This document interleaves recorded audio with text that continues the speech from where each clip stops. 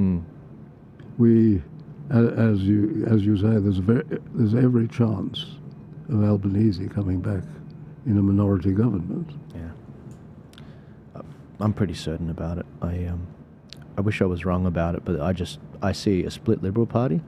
I see them not running on the Menzies We Believe statement, and they can't even say that they're going to leave Paris. I mean, they're that weak wet lettuce.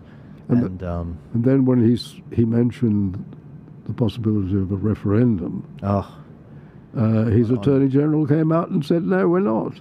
Which I thought, well, why didn't she consult with him first and at least not have a public spat disagreement with him? There is actually a civil war going on in the Liberals right now. They want Dutton to lose so that they can put their Alex Hawke sort of faction guy, their sort of Michael Photius faction guy in the Liberals, and if they can do that and pull that off, then they will push for the next election to win. They want their guy to be the Prime Minister. Dutton is from the Conservative faction, but he is a weak Conservative. He is not, because he's not fully in control of this broad church. He doesn't have the numbers. So I actually have a soft spot for the guy, I really do. But he's not in control. Where does Tony Abbott belong in all of this? Tony's a thought leader, and unfortunately... Yes, he does seem to be very good at that. He is. He's very much a thought leader, but I think that he probably could have gone harder during COVID. I think that between him and John Anderson and John Howard, I believe they could have stopped the whole COVID situation, states being locked down. Because the thing that Sky likes to forget saying is that half the states were Liberal states that got locked down too. South Australia, Tasmania, New South Wales under Gladys Berejiklian, and they stayed silent. Scott Morrison didn't oppose that. Yes, and Morrison also bankrolled the states. That's right. And if you give them money, they can do what they want to do. Morrison also handed our federal health data to the states so they can enforce vaccine mandates through the My Health record. See, the states didn't have that data. So George Christensen was a member of Parliament in the party room at the time, and he said, is this going to be used for this? They said, oh, no. He said, can you please put that in the legislation? Or when you give that information to the states, you say, this cannot be used on the basis of someone losing their job. Greg Hunt didn't do that. So Scott Morrison, these statesmen, no one's perfect, but they have a lot to answer for. I mean, Tony Abbott didn't say much about the lockdowns till September 2021.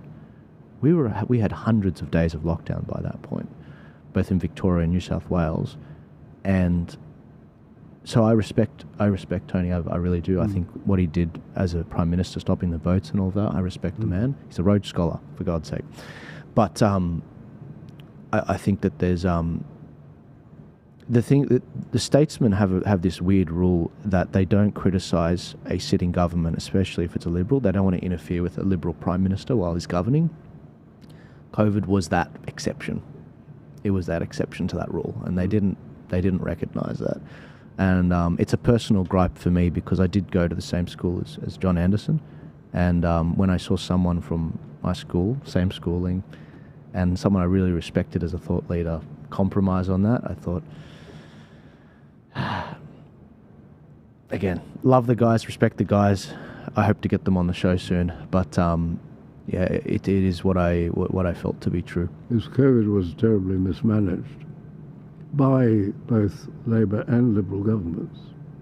That's right. I think it was Peter Credlin. She remarked, you guys are worrying about these teal areas. This was after the election, last election. That's only this amount of votes. If you look at it with the Freedom parties, that's this amount of votes. They all used to be Liberal voters, these guys. But you guys left them.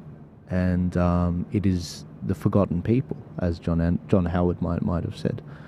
And so that's why I have a show. That's why we have views. Otherwise, I wouldn't exist. But I think that's what Sky and the Liberal Party are sort of missing. Well, it's a marvellous mission. Yes. I wish you well. No, thank you. Thank you very much.